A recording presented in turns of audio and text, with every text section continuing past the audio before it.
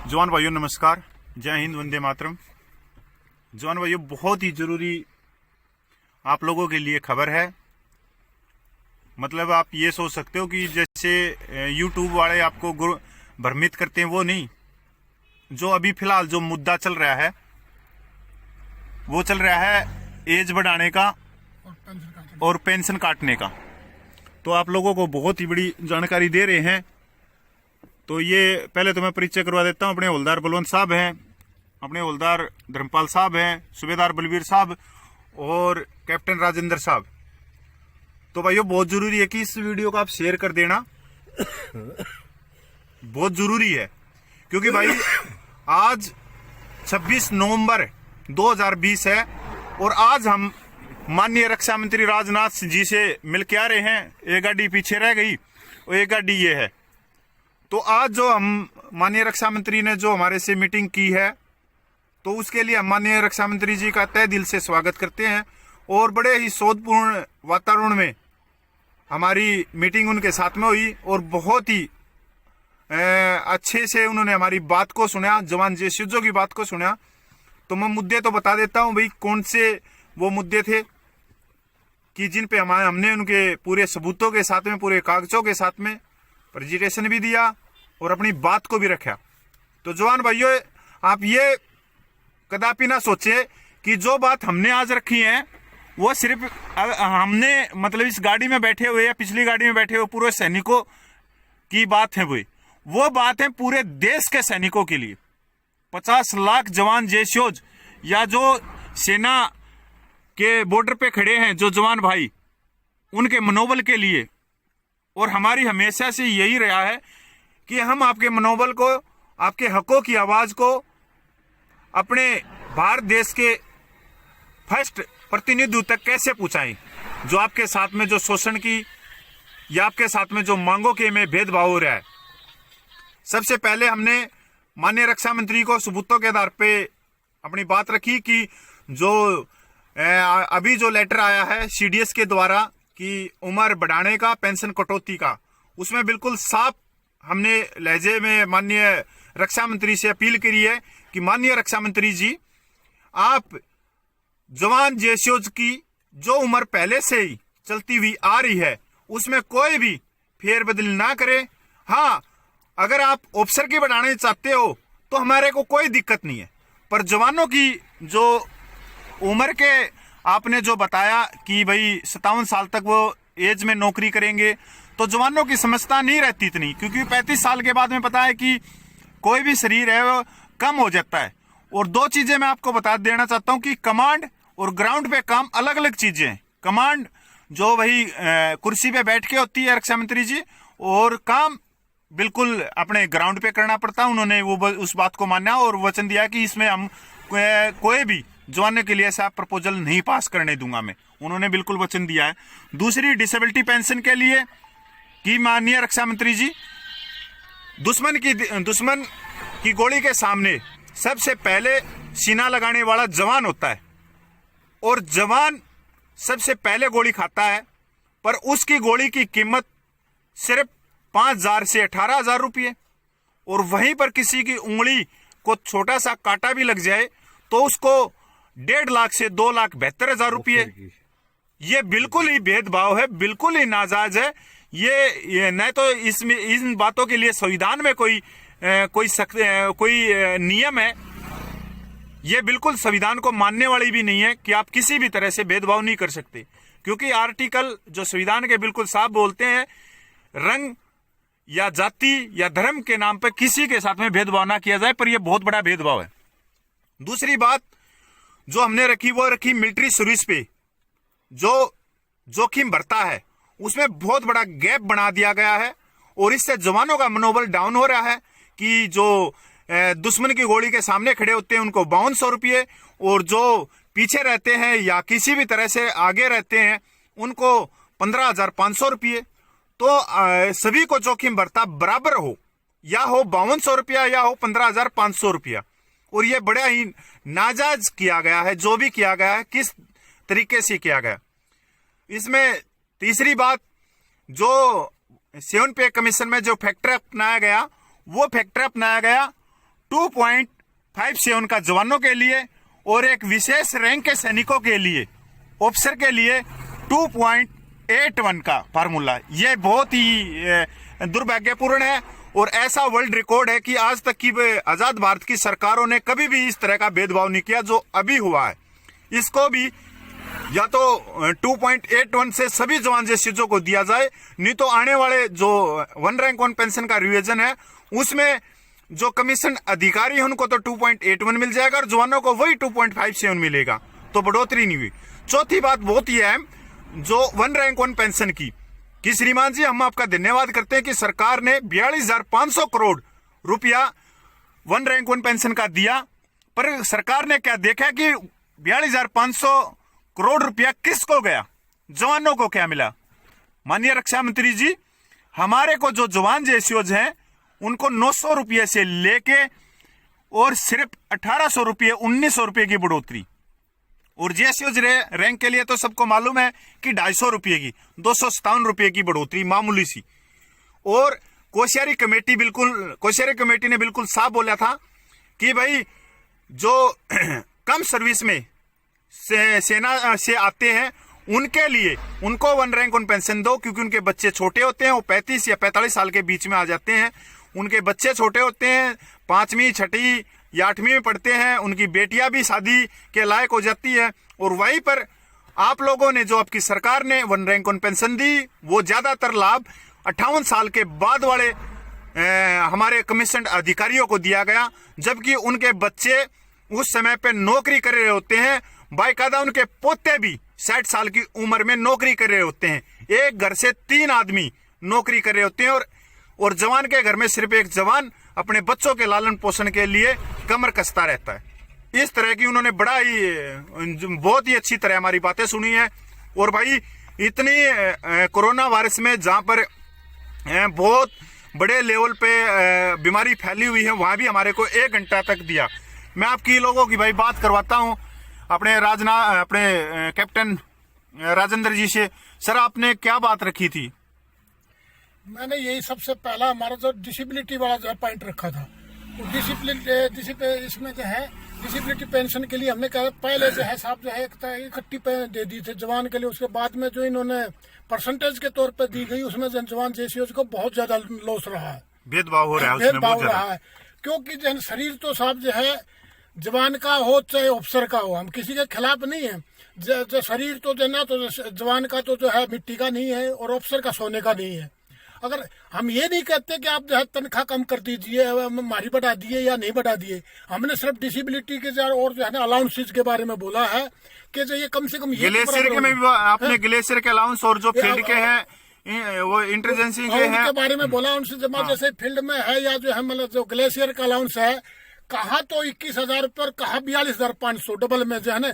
सर्दी ये तो टेंट के अंदर बैठते हैं और उसके बाद में बुखारी लगी हुई होती है। और एक जवान मखा साहब, आप तो हाई एल्टीट्यूड में गए हो, मैं बोला इसको जो है रक्षा मंत्री को, आप तो बाहर गए हो, आपके चारों तरफ कौन था बंदूक के साथ में, कौन खड़े हुए? बोला जी जवान खड़े हुए थे। तो फिर ये बताओ जो साहब जो टेंट में बैठा हुआ है उसको तो 42,000 रुपये, और जो बंदूक के साथ में जिसके बर्फ मुंह पे लग रही है उसको आपसे 21,000 रुपये में इतना भेदभाव क्यों? क्योंकि शरीर तो सभी को, सर्दी तो सभी को लगती है। दूसरा जो है कैप्टन साहब ने बहुत ही सुलझे तरीके से अपनी बात को रखा, चाहे वो सीएचडी की हो चाहे वो ईसीएचएच की हो। इन्होंने बहुत ही, क्योंकि भाई एक एज का भी बहुत बड़ी मायने रखता है और बहुत ही वो इनसे बड़े प्रभावित भी हुए माननीय रक्षा मंत्री जी, और उन्होंने आश्वासन भी दिया है। मैं आप लोगों की भाई हौलदार धर्मपाल से बात करता हूँ। सर, आपने एक बात बोली थी। हाँ, मैंने ये बोला था साहब रक्षा मंत्री जी को कि जी उम्र जवान की या जेसीओ की उम्र मत बढ़ाओ सर्विस। ऑफिसर की चाहे हमारी तरफ से 60 से 90 कर दो, 90 कर दो, कोई आपत्ति नहीं इस चीज में। लेकिन ये 40 साल के बाद में फौजी जवान बिल्कुल कंडम हो जाता है। अच्छा। न चलने लायक रहता, पहाड़ी पर वो भी चढ़ता है, पहाड़ी पर वो भी चढ़ता है, समान है। लेकिन उसको तो सभी सेवाएं मिलती है, बिस्तर भी लेकर नहीं चलता, या तो उनको खच्चर मिल जाता है या कोई सेवादार मिलता है। ये नहीं होना चाहिए। इतना इनकी चाहे हमारी तरफ से 60 से 90 कर दो, लेकिन एज हमारी मत बढ़ाओ। सूबेदार बलबीर साहब, आपने पगड़ी भी बांधी, रक्षा मंत्री जी को आपने बोलिया भी कुछ। हाँ जी, आपने क्या बोलिया? और इतनी बुजुर्ग 80 साल के हैं भाई, देखो कोरोना वायरस में जहाँ सब कुछ बंद पड़ा है और अपने घर से आते हैं बच्चे बोलते हैं कि आप मरोगे जाके, इतनी बीमारी चल रही है, फिर भी जवानों के लिए आते हैं। मेरे पास में शब्द नहीं है बलवीर साहब के लिए कि मैं क्या बोलूं। मैंने सबसे पहले माननीय है अपने रक्षा मंत्री जी राजनाथ सिंह को बताया था कि हमने 15 फरवरी को भी यही बात कही थी कि जो परसेंटेज है वो बराबर होनी चाहिए। जो परसेंटेज वैसे हमारी तरफ से वही जैसे अफसर की है तनख्वाह ज्यादा लेगा, वो जो कुछ उसका ज्यादा बनता है लेगा वो, और लेना भी चाहिए, और लेना भी चाहिए। लेकिन जो परसेंटेज है, जो डिसेबिलिटी परसेंटेज है, अलाउंस है, मिलिट्री सर्विस पे है या 7 पे कमीशन का 2.57 है, हाँ, 1 है, इसमें भेदभाव नहीं होना चाहिए। ये परसेंटेज बराबर होना चाहिए। और दूसरी बात आपने एक और भी बोली थी, सीएसडी में गाड़ियों का टोल प्लाजा, गाड़ियों में हमारे लिए ये बड़ा दुर्भाग्यपूर्ण है कि हम 5 लाख 80 साल के आदमियों के लिए टोल प्लाजा भी माफ नहीं है। बताओ। हाँ, ये टोल प्लाजा की भी साहब ने बोला था कि आज सर्विंग सोल्जर का भी टोल प्लाजा लगता है, और उसमें टोल प्लाजा में 40% हमारे सेना के अधिकारियों ने ले रखे हैं। उन्होंने ही ये परिवहन मंत्रालय से आदेश निकलवाया कि यार, रक्षा मंत्री को साहब ने बोला कि रक्षा मंत्री साहब चलो पूरे सैनिकों से ले लो आप टोल प्लाजा, जो ऑन ड्यूटी पे हैं, जो जिनके मान सम्मान पे हम आज खड़े हैं, हमारा देश सो रहा है, उनको तो इतना मान सम्मान मिलना। राजस्थान के मिलो, परसों केरला के मिलो, फिर बिहार से पूर्व सैनिक मिलो, फिर दिल्ली के पूर्व सैनिक मिलो, फिर पंजाब के मिलो, फिर असम के मिलो, फिर छत्तीसगढ़ के, उड़ीसा के, बेंगलोर के, कर्नाटक के, सब मिलो। यही बात रखते रहोगे तो ये रखते रहोगे तो हमारा कुछ फायदा हो जाएगा, आने वाली पीढ़ी में हमारा फायदा होगा। आज से हमें पीछे 10 साल ये बुजुर्ग हैं, इनसे पूछते हैं कि भाई पहले कभी कोई रक्षा मंत्री से मिलते थे, तो बोलते नहीं भाई, जवान जैसे तो मिलते ही नहीं थे। देखो कोई ना कोई कड़ी टूटती है कि भाई हमारे को संविधान ने हक दिया कि अपनी बात रखो। भाई जितने भी आप देखोगे सिविल के अंदर, रेलवे के देखो, बैंकों को देखो, उनकी सोसाइटियां अलग हैं, फर्स्ट ग्रेड की अलग है, चतुर्थ श्रेणी की अलग है जो यूनियन है। आप IPS IAS देखोगे, उनकी यूनियन अलग है। नीचे के जो पुलिस कर्मचारी है या मास्टर है या PWD के हैं या बिजली विभाग के, उनकी यूनियन अलग है, क्योंकि दोनों की भौगोलिक स्थितियां अलग हैं। भाई हमने 10 साल पहले भी एक बहुत दिन से कर रहे थे, जब हम अफसरों के साथ थे, हमने नहीं पता था क्यों हम अनपढ़ ठहरे काफी उसमें। इन अफसरों ने हमारे को धोखा दिया। जिस तरह राज का जान था, हाँ, जनरल सतबीर था, वह हमारे को पागल बनाते रहे।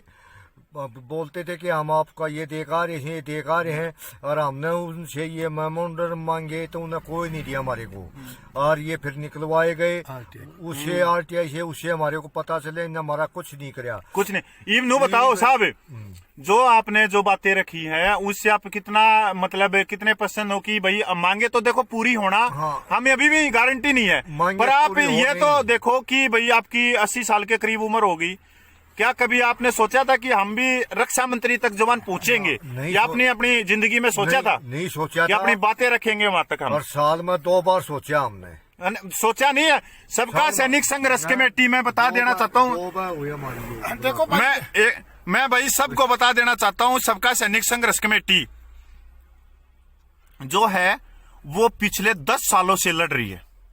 10 सालों से लड़के, और भाई अपने जवानों के हकों की, जवानों के मांगों की, या जवानों के साथ में जो दोयम दर्जे का व्यवहार हो रहा है उनके लिए ग्राउंड से लेके सड़क से लड़ रही है।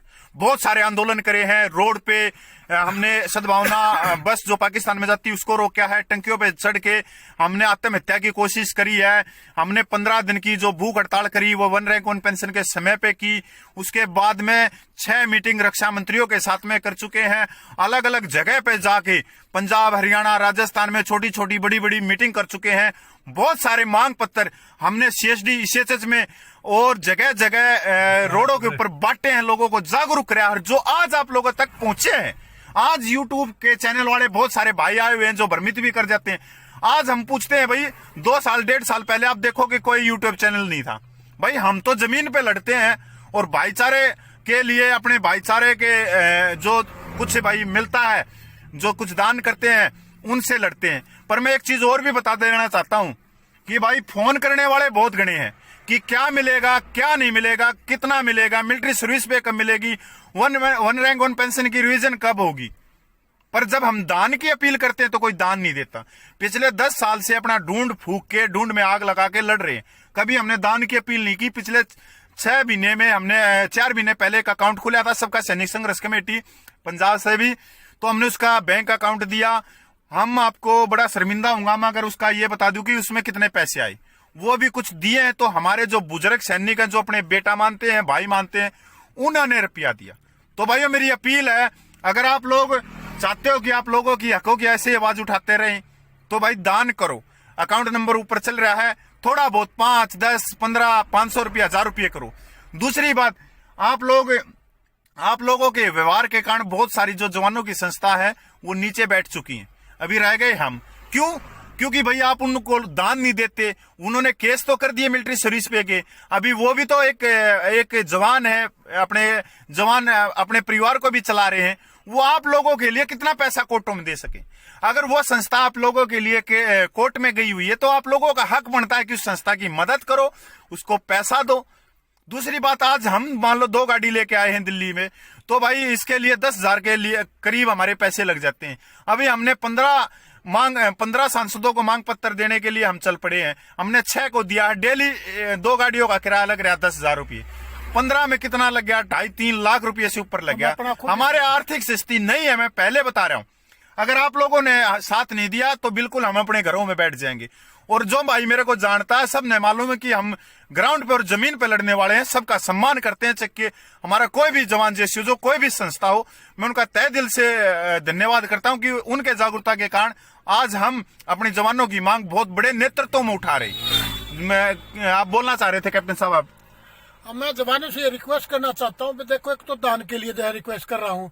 दूसरा जो है, मैंने एक बात जो है ना उनको धन्यवाद दिया रहा है, इसको रक्षा मंत्री को, कि जो है आप लोग यूटीआई इस पर भी पढ़ रहे हो और पेपरों में भी पढ़ रहे हो कि जनरल सतबीर ने बोला है कि जो है राजनाथ साहब जो है रक्षा मंत्री हमें जो है टाइम नहीं दे रहा है। मैंने उनका धन्यवाद करा, हम एक जवान जैसी हो तो हमें टाइम मिल गया। मतलब जनरल साहब ये बोल रहे हैं, बहुत सारे आपने यूट्यूब पे जो जवान होते हुए भ्रमित करने का काम भी कर रहे हैं और दूसरे जवानों की बातों को नहीं दिखा रहे। जनरल साहब, अपने कैप्टन साहब बोल रहे हैं कि बहुत सारे जनरलों ने टाइम मांगा पर जनरलों को टाइम नहीं मिला और जवानों को टाइम मिला, तो ये परिवर्तन ही है। शेयर कर देना जिससे ज्यादा जागरूक हो, और जितने भी ग्रुप हैं व्हाट्सएप पे फोन करके नुको ये बात सुन लो रहे इन फौजियों की, ये क्या कह रहे हैं, पसीने में आकर क्या कह रहे हैं, क्या संदेश देना चाह रहे हैं अपने सैनिकों को, कि जब ये आज आप लोगों के लिए रक्षा मंत्री से लेके सांसदों के चक्कर घूम रहे हैं काटते हुए अपने बच्चों को, अपने परिवार को छोड़ के और इतनी महामारी में, तो भाइयों तुम्हारी जिम्मेवारी क्यों नहीं बनती कि तुम अपने सांसदों को पकड़ो अपने इलाके में, अपने क्षेत्र में, और उनसे पूछो कि हमारी ये मांगे हैं, इसके ऊपर जवाब दो, हमने आपको वोट दी थी। जवान भाइयों मैं फिर अपील कर दो साहब हाथ जोड़ के कि ज्यादा से ज्यादा भाई हमारे को सहायता की जरूरत है। आर्थिक स्थिति नहीं है, मैं पहले बता रखा हूं, नहीं तो यार हम भी पीछे खिसक लेंगे इससे। और शेयर करने की बोल दो साहब एक बार सारे जवानों को, भाई शेयर कर दो, ये सभी शेयर करो, व्हाट्सएप करो ताकि सब जवानों को पता चले, और भाई दान करो इसमें कुछ, ताकि मुकदमे भी लड़ने हैं। ये भाई हमारा काम है लोगों को जागरूक, अपने जवान भाइयों को जागरूक करना। हमारा काम हो गया, शेयर करना आपका काम है, जबरदस्त करो भाई। जय हिंद, वंदे मातरम। मैं सबका सैनिक संघर्ष कमेटी से कपिल फौजी, ठीक है भाई, जय हिंद, वंदे मातरम।